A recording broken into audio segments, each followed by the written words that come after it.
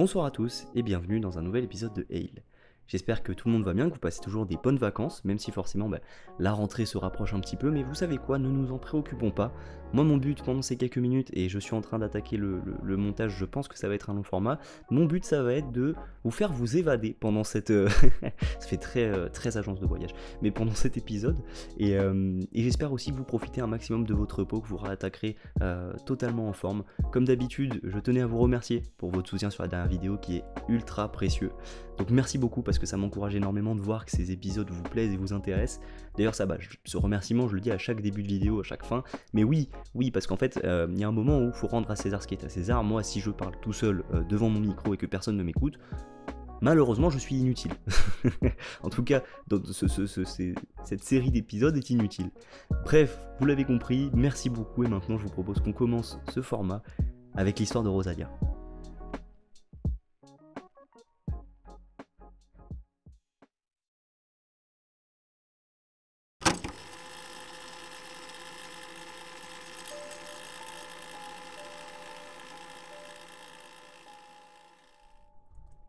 On est en février 2018 et l'université du frère de Rosalia organise un salon du travail. Je sais pas si ma traduction est bonne, mais en gros, c'est un salon où il y a plein d'entreprises différentes qui sont présentes, c'est un événement, avec du coup des stands, alors c'est des stands en général d'ailleurs, moi je m'attendais à des choses impressionnantes, non c'est des tables en général, avec des gens qui représentent leur entreprise, mais donc il y a ces stands et tu viens avec des CV, tu les laisses aux entreprises et tu parles avec elles, voir si tu peux nouer un contact et pourquoi pas même décrocher parfois des entretiens. Peut-être que vous avez déjà été dans ce genre d'événement, en gros ça peut se révéler très utile si vous êtes à la recherche d'un stage ou d'un emploi. En tout cas, l'université du frère de Rosalia organise cet événement. Et Rosalia, qui est sans emploi à ce moment-là, se dit « Bah écoute, faut bien commencer quelque part, donc j'y vais, je donne des CV, et je verrai bien ce qui se passe. » Donc elle y va, et il y a plusieurs stands qui sont très sympas, et au bout d'un moment, Rosalia tombe sur une table en particulier où elle s'installe et essaie de se renseigner sur l'entreprise. A noter qu'elle est dans une posture apprenante. Elle va demander des informations, mais pas forcément en donner sur elle.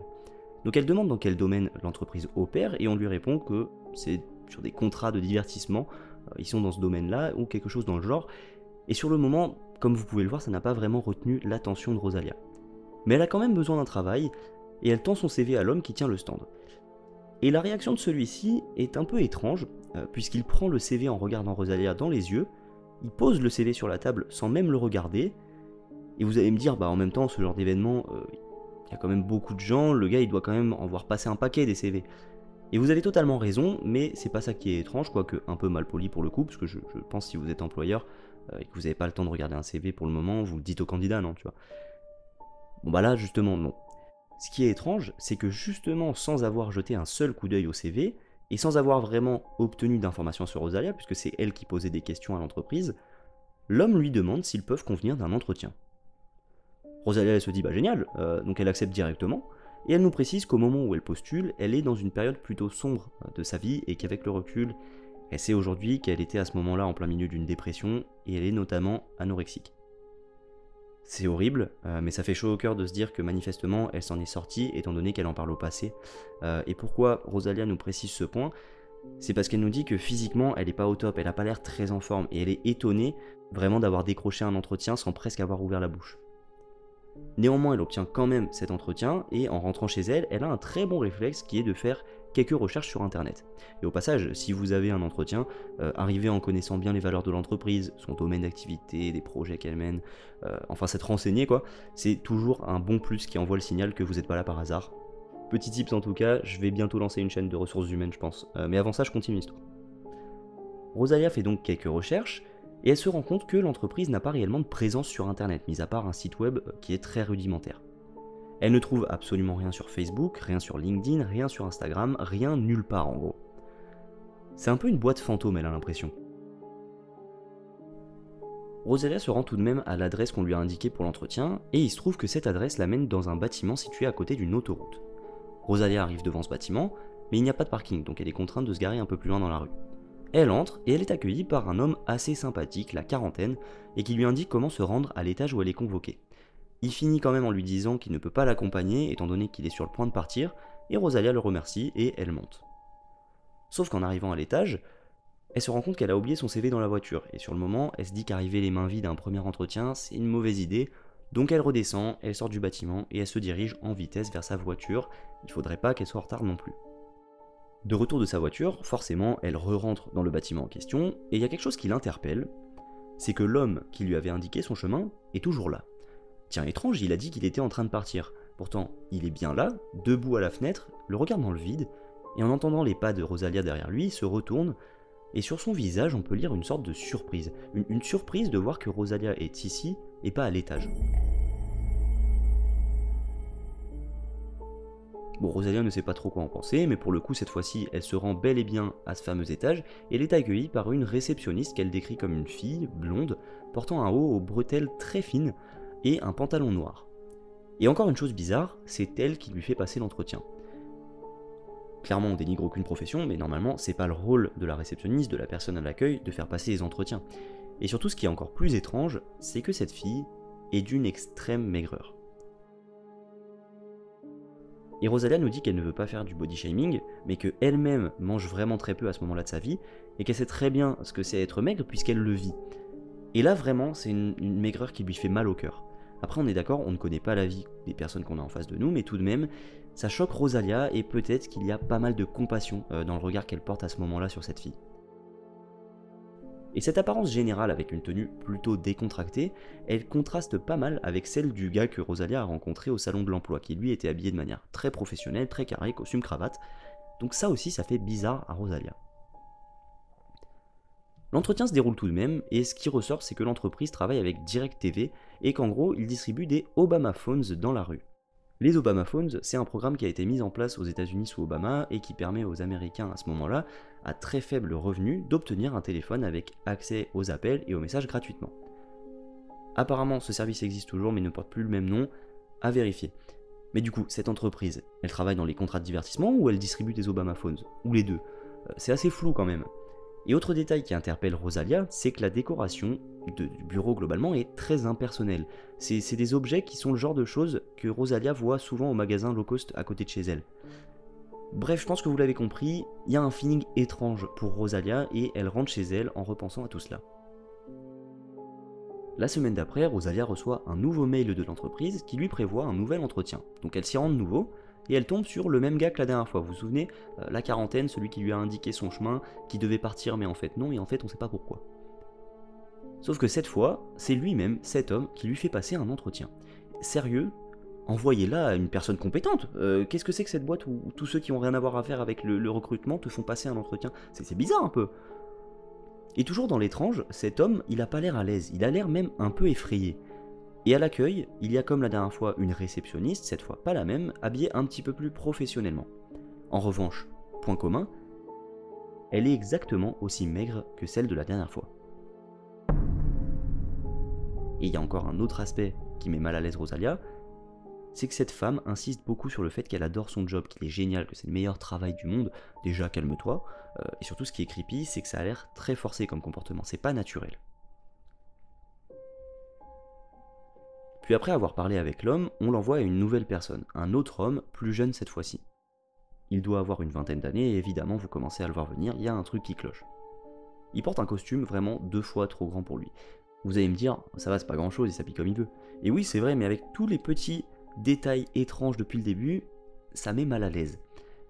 Cet homme en question lui fait passer un entretien assez classique somme toute et lui dit qu'en gros, l'entreprise est en train de préparer l'arrivée de Rosalia. Inutile de le dire, mais elle a un feeling étrange depuis le début, comme une impression que personne ne sait vraiment bien ce qu'il fait ici, et à la fin de l'entretien, elle dit poliment au revoir et merci, mais dans sa tête elle est plutôt en mode jamais de la vie je les recontacte. Au final, après avoir refusé le travail, Rosalia envoie un mail à l'université de son frère à ce sujet, et tout ce que l'université répond, c'est que si les gens qui viennent à nos événements mentent à propos de leur travail, on peut rien y faire. Et ça la choque beaucoup parce qu'elle-même, elle a déjà travaillé pour le département d'une université qui organisait des événements similaires, et ils étaient hyper stricts sur la vérification des personnes qui participent. Toujours est-il qu'aujourd'hui, Rosalia repense parfois à cette presque expérience professionnelle étrange, et elle peut pas s'empêcher de se poser des questions. Combien d'autres étudiants les ont rencontrés? Est-ce qu'ils cherchaient vraiment quelqu'un à ce moment-là? Ils s'y prennent très mal. Ou est-ce qu'ils cachent quelque chose? Pourquoi les filles à la réception étaient si maigres? Et pourquoi diable une entreprise dans le divertissement n'a aucune trace sur internet? En gros, est-ce que Rosalia a failli se retrouver dans une situation vraiment flippante?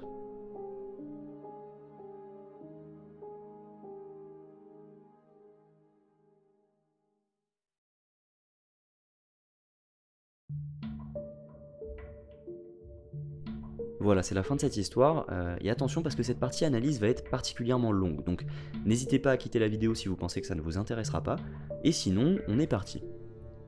Déjà la conclusion de cette histoire, c'est que, à part pour des boulots qui reposent à 90% sur l'apparence comme, je sais pas, hôte d'accueil pour des soirées petits fours VIP, si on vous demande un entretien sans avoir regardé votre CV et sans savoir rien sur vous, ça pue. Parce qu'à la limite, moi je suis employeur, je parle un peu avec une personne, j'ai un bon feeling, et allez, je lui propose un entretien sans regarder le CV, bah pourquoi pas, si j'ai la personnalité de la personne en tête et que ça me plaît, pourquoi pas. Mais il faut bien se dire qu'un recruteur, s'il n'a aucune information sur la personne, il n'a aucun intérêt de la prendre, c'est logique. Il y a quand même beaucoup de trucs étranges dans cette histoire.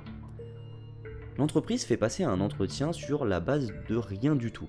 Ils ne connaissent pas Rosalia, ils n'ont pas lu son CV, ils l'ont juste regardé de haut en bas, et ils ne connaissent pas non plus grand chose sur elle, étant donné que c'est elle qui posait des questions sur l'entreprise. Ensuite, autre chose, il y a les deux filles qui sont hyper maigres. Autre aspect, le fait que rien n'est normal, c'est jamais un manager ou quelqu'un de qualifié qui vient faire passer un entretien à Rosalia, et tout ça donne une impression de faux personnellement.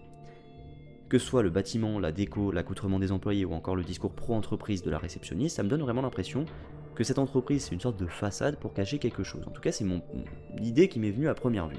Et pour appuyer cette théorie, j'ai effectué quelques recherches et accrochez-vous bien parce que mon cerveau a été un peu retourné. Déjà pour commencer, il faut se dire que cette histoire, on n'y croit pas, elle parle d'une entreprise qui existe. Sous le post Reddit, on a les commentaires. Il y a pas mal de gens qui pensent eux à la piste du sex trafficking, trafic sexuel, mais moi ce qui m'intéresse c'est que l'utilisateur qui a rédigé le post, donc notre Rosalia, a donné justement le nom de l'entreprise en question, c'est pour ça que je vous disais qu'elle existe.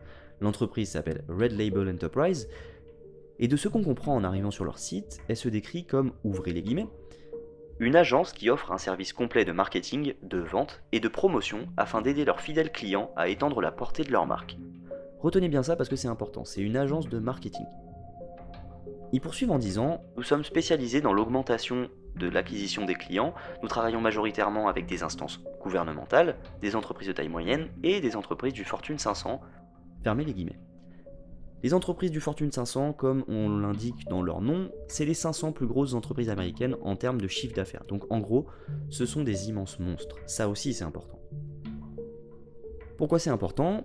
Parce qu'on parle là, pour se remettre dans la réalité, d'une entreprise qui, en 2018, a un site web à peine viable et aucun réseau social. 4 ans plus tard, pour le coup, leur site web est plutôt joli et ils ont un LinkedIn et une page Facebook. Donc on pourrait se dire, ah bah en 2018, ils étaient petits, maintenant ils sont devenus grands. Et bah non, parce qu'avec plus de 600 abonnés sur LinkedIn, leur publication, elle dépasse à peine les 2 likes. Et il en va de même pour leur page Facebook, c'est le même principe. Qui plus est, je parle de leur publication sur LinkedIn, il y en a 2, depuis la création du compte. Et pourquoi c'est frappant ? Bah parce que c'est censé être une agence de marketing. C'est vraiment chelou, c'est une agence de marketing et ils sont nuls sur la partie communication. Je suis désolé de le dire, mais aujourd'hui, si tu communiques sans les réseaux sociaux, je pense que c'est compliqué, quoi. La majeure partie de la communication peut se faire par internet et là, ils sont nuls, il faut le dire. Et pourquoi je dis que c'est bizarre ? Parce qu'une agence de marketing qui travaille avec des entreprises si grandes que le Fortune 500, ça ne devrait pas être possible qu'elle ne soit pas bonne sur la partie communication. Normalement, ça devrait être des as. Alors oui, clairement, c'est pas la même chose, communication et marketing. En revanche, le fait que cette boîte, elle ait 0 like sur ses 20 derniers posts Facebook, je trouve ça extrêmement bizarre pour une agence de marketing qui, manifestement, selon les 2 seuls articles qu'on peut trouver sur internet, fonctionne très bien. Je vous mettrai le lien justement de ces articles en description. Vraiment, ça donne l'impression d'un truc très faux. Là aussi, on pourrait se dire, bon bah c'est une boîte qui a pas marché, c'est l'entrepreneuriat, ça fait partie du jeu. Déjà oui, mais là on est en face d'un fondateur d'entreprise qui dit dans les 2 articles qu'on peut trouver, et d'ailleurs c'est la seule chose qu'on peut plus ou moins trouver sur lui, qu'il a réussi et qu'il a faim de croissance. Bref, c'est bizarre. Un rapide résumé de ce qui me semble bizarre sur cette entreprise selon des informations factuelles, pas sur celles du thread, vraiment sur ce que j'ai pu trouver sur internet. Déjà la première, il n'y a pas grand chose sur internet. Qu'on cherche des informations sur le CEO ou alors sur cette entreprise, vous pouvez chercher Red Label Enterprise, on trouve pas grand chose. Pour une agence de marketing qui est censée avoir un très gros rayonnement, c'est étrange. Dans la même veine, on a le fait que cette entreprise soit mauvaise sur la partie communication comme j'en ai parlé. Aujourd'hui, dans un monde où la majeure partie de la communication passe par internet, c'est assez étrange.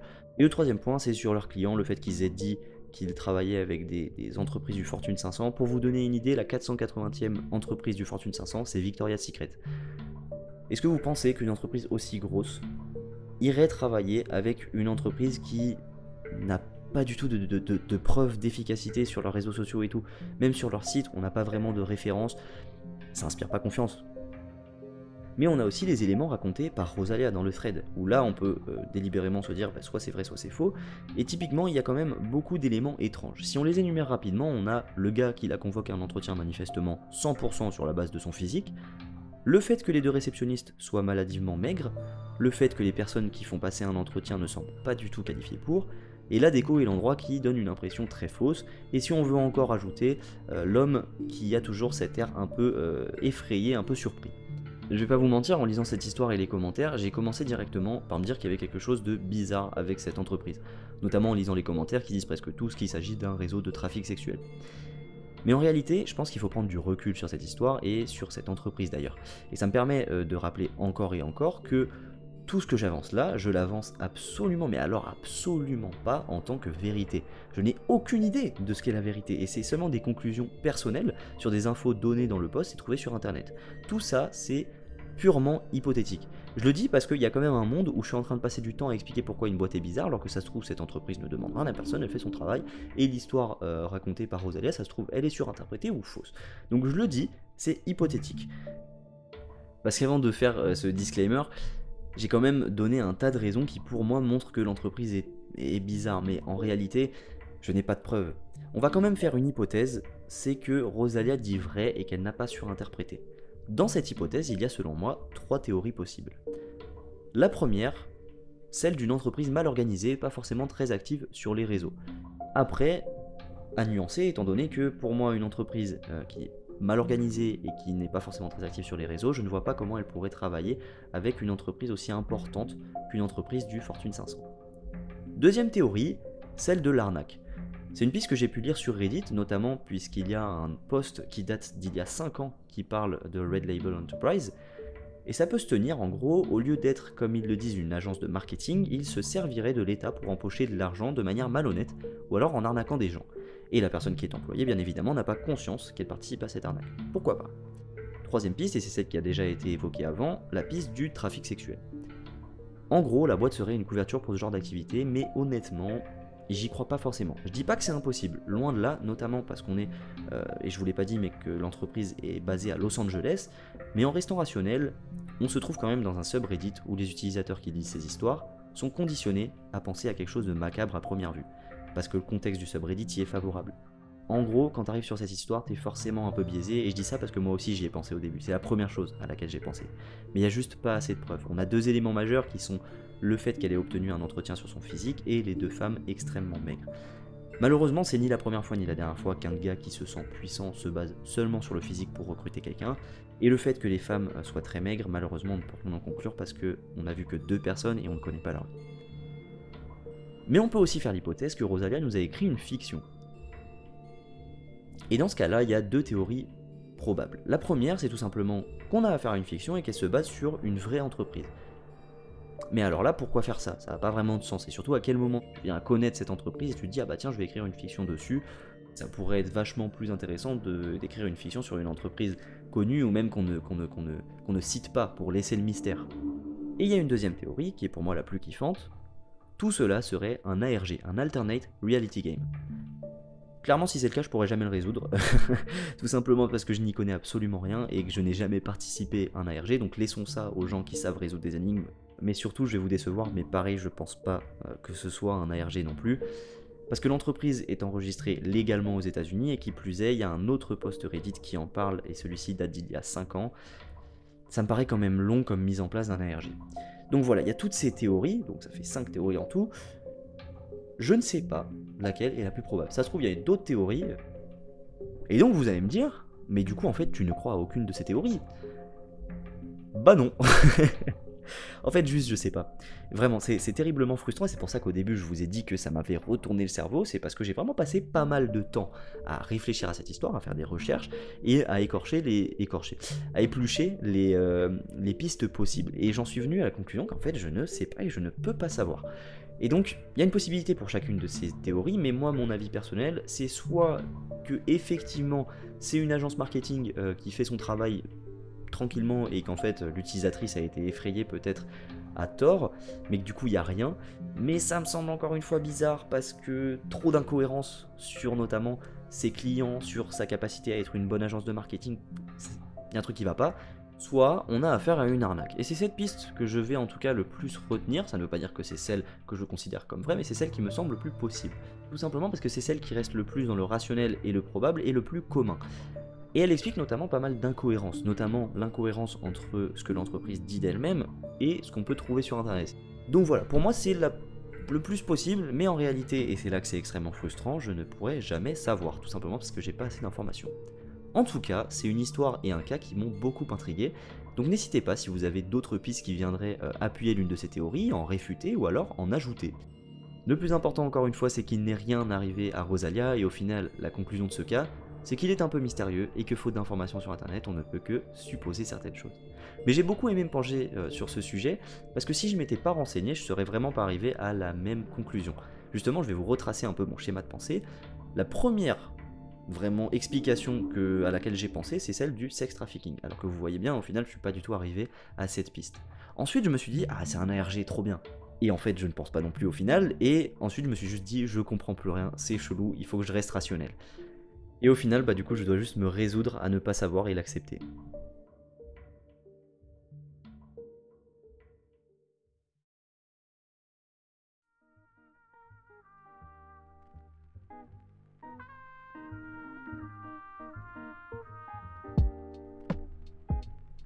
Voilà, c'est maintenant la fin de cet épisode de Hale, le 28e, et j'espère vraiment qu'il vous a plu parce que c'est un format qui reste le même, mais avec un contenu un peu différent des autres épisodes, étant donné que là, la partie analyse est limite plus importante que la partie d'histoire en tant que telle.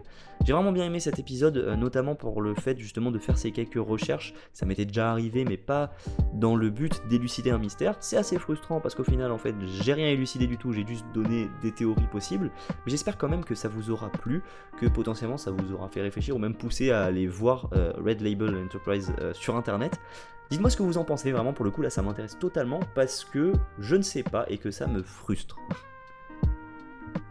En tout cas, merci beaucoup d'avoir écouté cet épisode, merci beaucoup à tous ceux qui ont rejoint la chaîne depuis le dernier épisode, bienvenue à vous, ça me fait extrêmement plaisir de vous accueillir ici. Si vous ne connaissez pas la chaîne, normalement vous allez m'entendre le dire à chaque vidéo, mais je pense que c'est important. Et justement, si vous ne connaissez pas la chaîne, n'hésitez pas à aller voir d'autres épisodes de Hale qui se trouvent tous dans la playlist Thread Horror Audio. Normalement, il y a quand même pas mal d'heures d'écoute à disposition. Merci encore à tous ceux qui m'ont laissé un commentaire sur la dernière vidéo, ça me fait trop chaud au cœur, je le dis à chaque fois, voilà, ça va, on a le droit d'être répétitif un peu. Et merci beaucoup parce que notamment il y a une personne qui m'a dit qu'elle aimait énormément mon style. C'est trop gentil, merci beaucoup. Et donc n'hésitez pas à vous manifester dans les commentaires parce que dans tous les cas on est quand même pas 1000, 1500, 2000, 1 million. Donc je peux toujours aller voir ces commentaires et aller les lire et ça me fait chaud au cœur, ça booste ma confiance en moi, ça flatte mon ego. Et non mais en vrai surtout ça fait plaisir et ça montre que vous appréciez le travail que je fournis sur ces épisodes. Donc n'hésitez pas. Sur ce, je parle beaucoup, mes pensées sont un peu confuses sur cette conclusion. Donc je vais vous dire au revoir et à bientôt pour un nouvel épisode de Hale. Oui, rebonjour. Si la séquence juste après, elle paraît un peu étrange, j'ai eu un moustique au début de l'histoire. Première phrase, bim. Allez, bisous. On est en février 2018 et l'univers... Oh, il y a un moustique. Oh, la flemme. Je vais le fumer.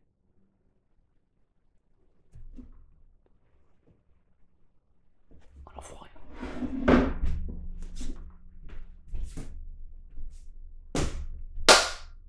Oh, je l'ai niqué.